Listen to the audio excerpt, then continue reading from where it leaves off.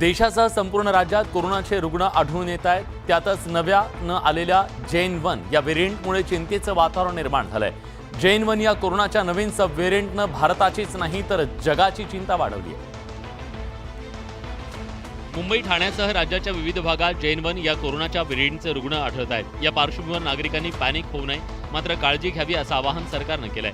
आता गर्दीच्या ठिकाणी ही खबरदारी घ्यायची सुरुवात झाल्याचं समोर येत आहे। शिर्डीच्या साई मंदिरात मास्क सक्ती लागू केल्याची चर्चा सुरू झाली, कारण शिर्डीत नो मास्क नो दर्शन अशा सूचना पालकमंत्री विखे पाटलांनी शिर्डी साई संस्थानला दिल्यात। भाविकांसाठी संस्थानं मी सूचना दिल्या आहेत की त्यांचे सर्व मास्क संस्थांनी पुरवावेत आणि मोठा बोर्ड लावा सगळीकडे, नो मास्क नो दर्शन। दर्शन रांगेत साई भक्तांना मास्क देण्याच्या सूचना विखेने दिल्या। तर संस्थांच्या अधिकाऱ्यांनी मी आज सूचना देणार आहे की जे काही भाविक येतील दर्शन रांगेत सुरू होताना त्यांना मास्क द्यायचा।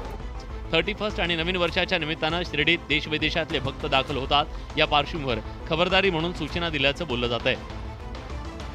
महाराष्ट्रातीलच नव्हे तर देश विदेशातील कोकणातील ज्या एका जत्रेचं आकर्षण असते ती म्हणजे आंगणेवाडीची जत्रा।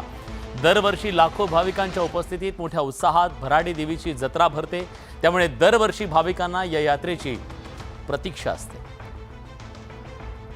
कोकणातील प्रति पंढरपूर या नावानं ओळखली जाणारी अंगणेवाडीची जत्रा कधी होणार याची उत्सुकता शिगेला पोहोचली असताना यात्रेची तारीख जाहीर झाली आहे। अंगणेवाडीची भराडी देवीची यात्रा 2 मार्चला होणार आहे। मंगळवारी सकाळी देवीचा कौल देऊन यात्रेचा दिवस निश्चित करण्यात आला।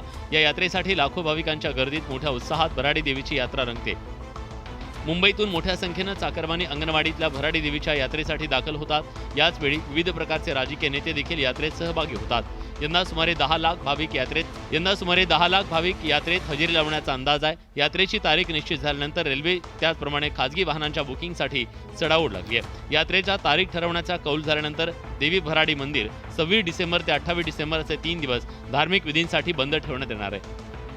राज्यभरात दत्त जयंतीचा उत्साह पाहायला मिळतोय। राज्यातील दत्त मंदिरांमध्ये भाविकांनी मोठी गर्दी केली। सर्वत्र दिगंबरा दिगंबरा श्रीपाद वल्लभ दिगंबरा असा जयघोष ऐकायला मिळाला। दत्त जयंतीच्या निमित्तानं नृसिंहवाडीत भक्तांची मांदियाळी श्री दत्त जयंतीच्या निमित्तानं कोल्हापुरातल्या नृसिंहवाडीत पाहायला मिळाली। भाविक मोठ्या संख्येनं नृसिंहवाडीमध्ये पोहोचले। दिगंबरा दिगंबरा श्रीपाद वल्लभ दिगंबरा असा जयघोष करत भाविकांनी दत्तगुरू महाराजांचं दर्शन घेतलं। केवळ कोल्हापूर जिल्ह्यातून नाही तर कर्नाटकातून सुद्धा मोठ्या संख्येनं भाविक नृसिंहवाडीत पोहोचले। दत्त जयंतीच्या निमित्तानं अक्कलकोटच्या स्वामी समर्थांच्या नगरीत भाविकांची अलोट गर्दी पाहायला मिळाली। दत्त जयंती निमित्तानं स्वामी समर्थ मंदिराच्या गाभाऱ्यात फुलांची आकर्षक आरास करण्यात आली। विविध धार्मिक कार्यक्रमांचं आयोजन करण्यात आलं, तर पहाटेपासून भाविकांनी दर्शनासाठी गर्दी केली। दत्त जयंती निमित्त स्वामींच्या दर्शनासाठी आम्ही इथं आलेलो आहोत आणि खूपच पॉझिटिव्ह असा इथे मला विश्वास मिळतोय। दत्तनगरी जयंती निमित्तानं साईनगरी शिर्डी भाविकांनी गजबजली। 300हून अधिक पायी पालख्या घेऊन हजारो भाविक शिर्डीत पोहोचले। दत्त जयंतीच्या निमित्तानं साई मंदिरासह दत्त मंदिर, गुरुस्थान, द्वारकामाई तसंच चावडी मंदिराला आकर्षक फुलांची सजावट करण्यात आली।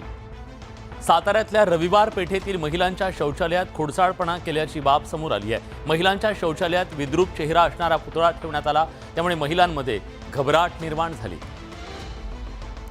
लोणार गल्लीतल्या व्यंकटेश अपार्टमेंट समोर सार्वजनिक शौचालय आहे। या शौचालयात अज्ञात व्यक्तीनं खोडसाळपणा करत पुतळा आणून त्याच्यावर चादर पांघरून ठेवली। रविवारी रात्रीच्या सुमारास अचानक लाईट गेल्यानं परिसरात अंधार होता। त्याचवेळी काही महिला शौचालयात गेल्या असता पुतळा पाहून प्रचंड भेदरल्या आणि आरडाओरडा करत बाहेर आल्या, त्यामुळे परिसरात भीतीचं वातावरण निर्माण झालं। अशात काहींनी शौचालयात बॅटरीच्या उजेडात पाहणी केली असता कोणीतरी खोडसाळपणा केल्याचं समोर आलं। बॅटरीनं पण दिसाना, परत मग मोबाईलचा टॉर्च लावला त्यांनी पण दिसाना, मग मोठी बॅटरी मागवली। मग बघितलं तर हा भाऊला लिपस्टिक वगैरे लावून ही करून मग आम्ही बोंबलो तर आरडत पळत गेलो। स्टॅच्यूला त्यांनी ते सजवून त्या ठिकाणी ठेवलं होतं, तर अक्षरशः ते भूतासारखंच आणि त्या ठिकाणी भास होत होता त्या ठिकाणी। नागरिकांचं त्या ठिकाणी असं म्हणणं आहे की नगरपालिकेने त्या ठिकाणी अजून एक लाईटीचं त्या ठिकाणी बंदोबस्त करावा। पुतळ्याला चादर गुंडाळून महिलांच्या शौचालयात बसवल्याचं निदर्शनास आलं। असा नाठाळपणा करणाऱ्या अपप्रवृत्तींवर कठोर कारवाई व्हावी आणि पोलिसांनी पेट्रोलिंग वाढवावं अशी मागणी स्थानिकांनी केली आहे। गेल्या काही वर्षात भारतीय नौदलानं कात टाकली आहे। विविध क्षमतेच्या युद्धनौकांची बांधणी विविध डॉकयार्डमध्ये युद्ध पातळीवर सुरू आहे। आता शत्रूला धडकी भरवणारी युद्धनौका भारतीय नौदलात दाखल झाली आहे। विशाखापट्टणम वर्गातील 3री युद्धनौका INS इम्फाळ नौदलाच्या ताफ्यात दाखल झाली। या निमित्तानं मुंबईत झालेल्या कार्यक्रमात संरक्षण मंत्री राजनाथ सिंग यांच्या उपस्थितीत इम्फाळ युद्धनौकेवर पहिल्यांदाच नौदलाचा ध्वज सन्मानपूर्वक फडकवण्यात आला. INS इम्फाळ ही भारतीय बनावटीची युद्धनौका आहे. सर्वात कमी वेळेत पूर्ण झालेली युद्धनौका आहे. युद्धनौकेची एकूण लांबी 163 मीटर, वजन तब्बल 7400 टन, संचार आणि मारक क्षमतेत भर, 8 बराक आणि 16 ब्रह्मोस क्षेपणास्त्रांनी सुसज्ज अशी ही युद्धनौका आहे. भारत की बढ़ती आर्थिक और सामरिक ताकत ने कुछ ताकतों को ईर्ष्या और द्वेष से भर दिया है. उन्होंने भी इस हमले को अंजाम दिया है. उन्हें हम सागर तल से भी ढूंढ निकालेंगे. नेव्हीची ताकद तर अधिक मजबूत होईल. चीनचं समुद्रातलं वाढतं वर्चस्व आणि युद्धनौकांचा संचार, भारताच्या जवळील समुद्रात जलवाहतूक आणि वाढता व्यापार लक्षात घेता INS इम्फाळ यामुळे नौदलाची ताकद वाढली आहे. अयोध्येत राम मंदिराचं 22 जानेवारीला लोकार्पण होणार आहे. राम मंदिर लोकार्पणाचा सोहळा ग्रँड पद्धतीनं साजरा करण्याचा प्लॅन भाजपनं आखलाय. मात्र राम मंदिर लोकार्पण सोहळ्यावरून आता महाराष्ट्रात आरोप प्रत्यारोपांच्या फैरी झडू लागल्या. रामलला भाजपची खासगी प्रॉपर्टी आहे का असा सवाल माजी मुख्यमंत्री उद्धव ठाकरेंनी विचारला. ठाकरेंच्या टीकेला उपमुख्यमंत्री फडणवीस यांनी उत्तर देत ठाकरेंवर जोरदार पलटवार केला. मात्र फडणवीसांच्या या टीकेला खासदार संजय राऊतांनी प्रत्युत्तर दिलंय. हे तेच लोक आहेत जे म्हणायचे मंदिर वही बनाएंगे लेकिन तारीख नाही बताएंगे. अरे तुमच्या छातीवर चढून त्या ठिकाणी मंदिरही बनवलं, तारीखही सांगितली. हे डरपोक सगळे बाबरीचे घुमट कोसळतात, पळून जाणारे लोक आम्हाला कसल्या चॅलेंज करतात. तेव्हा तुमची हिंमत कुठे गेली होती? तेव्हा तुमची ती छाताड कुठे गेली होती? राज्यालाही माहिती आहे, देशालाही माहिती आहे. संजय राऊतांनी एखादा मला फोटो दाखवावा की ते कार सेवेच्या वेळेला त्या ठिकाणी आम्ही सांगतो आम्ही 20-20 दिवस जेलमध्ये होतो, तर आमची छाती मोडण्यापेक्षा तुम्ही तुमचा आता घेर मोजा. एकूणच राम मंदिर लोकार्पणाआधी महाराष्ट्राच्या राजकारणात महाभारत सुरू झाल्याचं दिसून येत आहे. देशवासियांनी अयोध्येतील राम मंदिर लोकार्पणाचे वेध लागलेत. येत्या 22 जानेवारीला राम मंदिर जनतेसाठी खुलं होणार आहे. या ऐतिहासिक सोहळ्यासाठी देशातील काही प्रतिष्ठित व्यक्तींना राम मंदिर न्यासाकडून आमंत्रित करण्यात आलंय. मात्र राम मंदिर लोकार्पण सोहळ्याच्या निमंत्रणावरून राज्यातलं राजकारण तापलंय. एकीकडे उद्धव ठाकरेंना अजूनही निमंत्रण देण्यात आलेलं नसल्यानं ठाकरे गटानं भाजपवर टीकेची राळ उठवली आहे. तर दुसरीकडे मनसे अध्यक्ष राज ठाकरेंना लोकार्पण सोहळ्यासाठी आमंत्रित करण्यात आल्याची चर्चा आहे. राज्याचे मंत्री गिरीश महाजनांनी याबद्दल सुतोवाच केलाय. अयोध्येला 8,000 ते 8,500 लोकांना पासेस आलेले आहेत, त्यांना निमंत्रण आले, त्यांना बोलवलेलं आहे. त्यांनी राज ठाकरेंना दिलेलं आहे, उद्धवजींना दिलेलं नाहीये, त्यामुळे त्यांना बोलवलेलं नाही. तर सारे आमदार आहेत, MLC आहेत, पहिल्याच टर्मचे आहेत. उद्धव ठाकरे यांना कोणी निमंत्रण देण्याची गरज नाही आम्हाला. तुमच्या आधीपासून आम्ही अयोध्येत आहोत. राज्यात उद्धव ठाकरे आणि भाजपमधला राजकीय संघर्ष शिगेला पोहोचलाय. आता राम मंदिर उद्घाटनाच्या निमित्तानं ठाकरे आणि भाजप पुन्हा एकदा आमने सामने आलेत. राज ठाकरेंना उद्घाटनाचं निमंत्रण देऊन उद्धव ठाकरेंना डिवचण्याचा प्रयत्न तर नाही ना, अशी चर्चा राजकीय वर्तुळात रंगली आहे. आगामी लोकसभा निवडणुकांमध्ये राज्यात वंचित बहुजन आघाडीची भूमिका निर्णायक ठरणार आहे. प्रकाश आंबेडकर यांच्या वंचित बहुजन आघाडीची ठाकरेंच्या शिवसेनेशी युती झाली. मात्र वंचितला मविया आणि इंडिया आघाडीत घेण्याचा निर्णय अजूनही प्रलंबित आहे. या पार्श्वभूमीवर निर्णय घेण्यासाठी वंचित बहुजन आघाडीच्या राज्य कार्यकारिणीची बैठक बोलवण्यात आली होती. या बैठकीत लोकसभा निवडणुकीबाबत चर्चा झाली. महाविकास आघाडीतील 4ही पक्षांनी समसमान जागा द्याव्यात, त्यानुसार वंचितला 12 जागा मिळाव्यात अशी मागणी बैठकीनंतर करण्यात आली. मोदींना पराभूत करण्यासाठी म्हणून एकत्र आलं पाहिजे, लढलं पाहिजे एकत्र, आणि म्हणून फॉर्म्युला दिला आहे आम्ही. 48 सीटा या समान वाटप कराव्या. महाविकास आघाडीनं 2 आठवड्यात निर्णय घ्यावा असंही वंचितकडून सांगण्यात आलंय. 1 आठवड्यात 2 आठवड्यात नाही असं आत्ता दिलेलं नाही, पण 1-2 आठवड्यामध्ये हा निर्णय व्हायला पाहिजे. या मागणीनंतर वंचितचा महाविकास आघाडी आणि इंडिया आघाडीतला समावेश होणार का, की वंचित स्वबळावर लढणार, हे पाहणं महत्त्वाचं आहे. उपमुख्यमंत्री अजित पवारांचा पुणे दौरा सध्या चर्चेचा विषय ठरलाय. याला कारण ठरलंय ते म्हणजे त्यांनी खासदार डॉक्टर अमोल कोल्हे यांना दिलेलं चॅलेंज. अजित पवारांनी अमोल कोल्हेंच्या विरोधात थेट दंड थोपटले आणि त्यांना लोकसभेला पाडणार असा निर्धार केला. सोमवारी अजित पवारांनी डॉक्टर अमोल कोल्हेंना चॅलेंज दिलं आणि मंगळवारी सकाळीच ते अमोल कोल्हेंच्या मतदारसंघात पाहणी करण्यासाठी पोहोचले. अजित पवारांनी पुण्यातल्या हडपसरमध्ये मांजरी पुलाची पाहणी केली. हा दौरा पूर्वनियोजित होता अशी माहिती अजित पवारांनी दिली. कालच्या चॅलेंजचा आजच्या दौऱ्याचा कार्य म्हणजे अर्थार्थिक काही संबंध नाहीये. डॉक्टर अमोल कोल्हेंनी दिलेल्या प्रतिक्रियेबाबत विचारलं असता अजित पवार काहीसे चिडल्याचं दिसून आलं. त्यांची प्रतिक्रिया त्यांना लखला. मी काल सांगितलेलं ते माझं फायनल. अजित पवारांनी अमोल कोल्हेंना लोकसभा निवडणुकीत पाडण्याचा चंग बांधल्याचं दिसतंय. त्यामुळे आगामी काळात शिरूरची लढाई कांटेकी होण्याची चिन्ह आहे. राज्याचे उपमुख्यमंत्री अजित पवार यांनी लोकसभा निवडणुकीची पहिली झलक दाखवली. राष्ट्रवादीचे शिरूरचे खासदार अमोल कोल्हे यांना थेट त्यांनी चॅलेंज दिलं. अमोल कोल्हेंच्या विरोधात तगडा उमेदवार देणार आणि तो निवडून सुद्धा आणणार असं अजित पवार म्हणाले.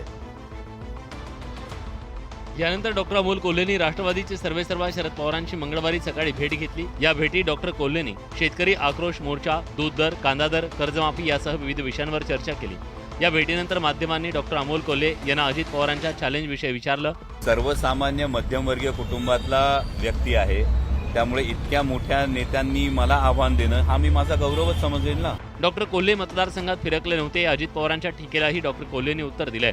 जी काही टीका होते या संदर्भामध्ये जर त्यांना कान धरण्याचा अधिकार होता तेव्हाच त्यांनी धरला असता तर सोपं झालं असतं. यावेळी डॉक्टर कोल्हेंनी अजित पवारांना आव्हान दिलंय.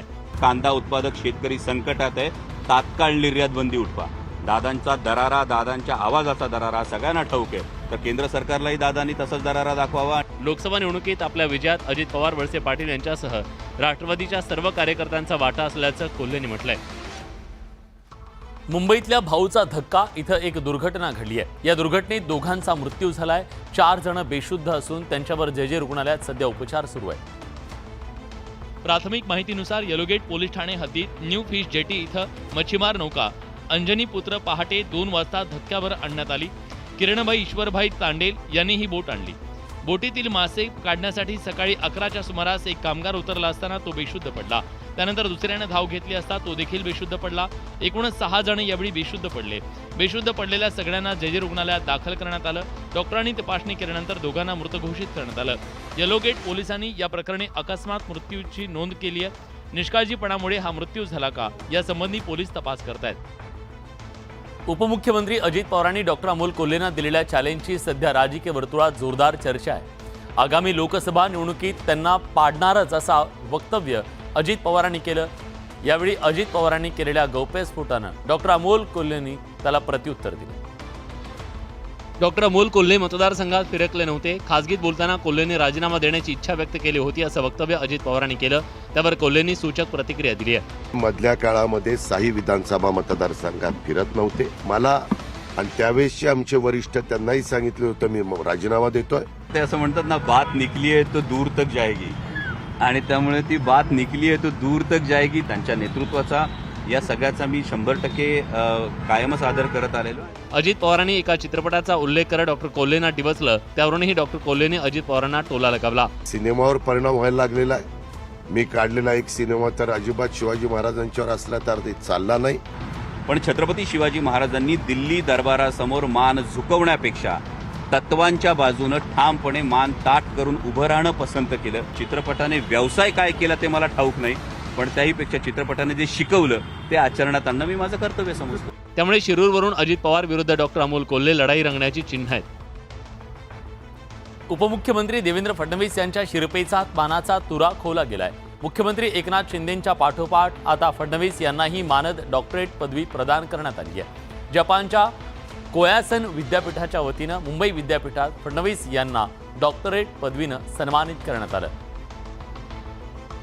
कोयासन विद्यापीठानं 120 वर्षांच्या इतिहासात पहिल्यांदाच मानद डॉक्टरेट पदवी बहाल करण्याचा निर्णय घेतला. त्यानुसार 120 वर्षातील ही पहिली मानद डॉक्टरेट उपमुख्यमंत्री देवेंद्र फडणवीस यांना प्रदान करण्यात आली. पायाभूत सुविधा, औद्योगिक विकास, जलयुक्त शिवारच्या माध्यमातून जलसंधारणाच्या क्षेत्रात केलेलं कार्य आणि महाराष्ट्रात सामाजिक समानतेसाठी केलेलं कार्य यासाठी मानद डॉक्टरेट त्यांना प्रदान करण्यात आली. केवळ आणि केवळ महाराष्ट्रातल्या जनतेच्या आशीर्वादामुळे ही उपाधी या ठिकाणी मिळाली आहे. मी ही माझी उपाधी जनतेला समर्पित करतो. गौतम बुद्धांचे विचार भारत आणि जपान या देशांना जवळ आणतात. दीक्षाभूमीच्या शहरातून आपण येतो याचा अभिमान असल्याचं फडणवीसांनी म्हटलं. मुख्यमंत्री एकनाथ शिंदे यांच्या नंतर आता राज्याचे उपमुख्यमंत्री देवेंद्र फडणवीस यांना ही पदवी मिळालेली आहे आणि त्यामुळे त्यांचं सगळीकडून कौतुक होतं. दरम्यान विरोधी पक्षांनी या सगळ्याबद्दल टीका केली. मात्र उपमुख्यमंत्री फडणवीसांना डॉक्टरेट मिळण्याआधी ठाकरे गटानं सत्ताधाऱ्यांवर निशाणा साधलाय. कोरोनाच्या पार्श्वभूमीवर सध्या राज्य सरकार अलर्ट मोडवर आहे. याविषयी बोलताना संजय राऊतांनी मुख्यमंत्री एकनाथ शिंदे, फडणवीस यांच्यासह सत्ताधाऱ्यांना टोला लगावलाय. जे सध्याचे मुख्यमंत्री आहेत तेही डॉक्टर झालेले आहेत. अशा पद्धतीनं उद्या अजित पवारांना डॉक्टरकी दिली जाईल. मग हसन मुश्रीफ यांना कोणीतरी डॉक्टर करेल, अशा तऱ्हेने मग हे डॉक्टर मंत्रिमंडळ कॅबिनेट होऊन जाईल. संजय राऊतांना एक डॉक्टर दिली पाहिजे व्हर्बल डायरियाची. त्यांना जी बडबड करण्याची सवय आहे त्याच्याबद्दल त्यांना डॉक्टर नक्की मिळेल. मी तसा प्रयत्न करेल निश्चित. डॉक्टरेटच्या मुद्द्यावरून ठाकरे गट आणि सत्ताधाऱ्यांमध्ये नवा वाद रंगलाय. मनोज जरांगे पाटील यांच्या मराठ्यांच्या ओबीसी आरक्षणाच्या मागणीनं मागील काही दिवसापासून मराठा विरुद्ध ओबीसी असा संघर्ष पाहायला मिळतोय. जरांगेंच्या सभा, त्या विरोधात ओबीसींचा एल्गार मिळावे आणि त्यातून होणारे आरोप प्रत्यारोप यामुळे आधीच महाराष्ट्राचं वातावरण तापलंय. मुख्यमंत्री उपमुख्यमंत्र्यांसह अनेकांनी सल्ला देऊनही मनोज जरांगे आणि छगन भुजबळांमधलं वाकयुद्ध थांबत नाहीये. भुजबळ आणि जरांगेंमध्ये कोयता, कुऱ्हाड आणि पिस्तुलावरून जुंपल्याचं दिसतंय. तर त्यांचे आजूबाजूचे मित्र आपण बघितले, कोण पिस्तूलवाले आहेत, कोण काय आहेत, कोण काय आहेत, कोण काय आहेत. कोयत्याच्या, कुऱ्हाडीच्या, काठ्याच्या, पाय तोडण्याच्या भाषा करणारे तुम्ही काय संस्कार शिकवणारे तर राज्याला आणि आमची संस्कृती कशाला काढता. आरक्षणावरून सुरू झालेला हा संघर्ष आता थेट हत्यारांवर आल्यानं वेळीच याला आवर घालण्याची गरज आहे. त्यामुळे आता कोण सबुरीनं घेतं, आरोप प्रत्यारोपांचं हे सत्र संपतं की पुढेही असं सुरू राहतं हे पाहणं महत्त्वाचं ठरणार आहे. गेल्या काही महिन्यांपासून पुण्यात कोयता गँगनं धुडगूस घातलाय. पोलिसांकडून सातत्यानं कारवाई होत असली तरी कोयता गँग अस्तित्व पुन्हा एकदा दाखवून देते, टिकून आहे. आता पुन्हा कोयता गँगनं पुणेकरांमध्ये दहशत माजवल्याचं समोर आलंय. पुण्यात पुन्हा एकदा वाहनांची तोडफोड करण्यात आल्याची घटना घडली आहे. पुण्यातील येरवडा परिसरात अज्ञातांनी 15 ते 20 वाहनांची तोडफोड केली. या 4 चाकी रिक्षा आणि दुचाकी वाहनांचा समावेश आहे. परिसरात दहशत निर्माण करण्यासाठी कोयत्यानं वाहनांची तोडफोड करण्यात आली. अशा पद्धतीनं वाहनांची तोडफोड करण्याच्या घटना पुण्यात गेल्या काही दिवसात सातत्यानं समोर आल्या. स्थानिकांनी या संदर्भातली तक्रार पोलिसांना दिली, मात्र अजूनही पोलिसांनी या प्रकरणात कुणालाही ताब्यात घेतलेलं नाहीये. जंगलतोड करून माणसानं सिमेंटची जंगलं उभी केली. त्यामुळे नाईलाजाने वन्यजीव आपल्या मानवनिर्मित जंगलामध्ये शिरले. मानवी वस्तीत शिरल्यानंतर वन्य प्राणी आक्रमक झाल्याचं सुद्धा आपण अनेक वेळा पाहिलं. मात्र उत्तर प्रदेशच्या पिलीभीमध्ये वेगळं चित्र पाहायला मिळालं. एक वाघ एका घराच्या भिंतीवर ठाण मांडून बसल्याचं दिसून आलं. आता इथून हलायचंच नाही असा जणू त्यानं चंगच बांधला होता आणि तो रात्रभर भिंतीवर बसून होता. गावकरी झोपेत असल्यानं वाघ गावात येऊन बसल्याची त्यांना जराशीही कल्पना नव्हती. गावातल्या कुत्र्यांनी भुंकून गावकऱ्यांना जागं केलं. गावातल्या एका घरावर वाघ बसल्याचं कळताच ग्रामस्थांची भंबीरी उडाली. या वाघाला पाहण्यासाठी स्थानिकांनी मोठी गर्दी केली. भिंतीपासून 4 हात लांब राहत ग्रामस्थ वाघाला पाहत होते. रात्रभर या वाघाची उठण्याची वाट पाहून गावकरी थकले, मात्र वाघ काही जागचा हल्ला नाही. अखेरीस वनविभागाला पाचारण करण्यात आलं. वनविभागानं वाघाला इंजेक्शन दिलं. त्यानंतर हा वाघ कसाबसा खाली आला, मात्र पिंजऱ्यातच जात नव्हता. इंजेक्शनच्या गुंगीतही पुन्हा उठून तिथून पळ काढण्याच्या तयारीत होता. शेवटी अनेक प्रयत्न करून त्याला पिंजऱ्यात कैद करण्यात आलं. वनविभागाच्या अधिकाऱ्यांना यात यश आलं आणि गावकऱ्यांनी सुटकेचा निश्वास टाकला. तर या होत्या दिवसभरातल्या सर्व महत्त्वाच्या बातम्या, दमदार बातम्या. दमदार 10 या बुलेटिनमध्ये आपण इथेच थांबतोय. ताज्या घडामोडींसाठी बघत रहा न्यूज 18 लोकमत.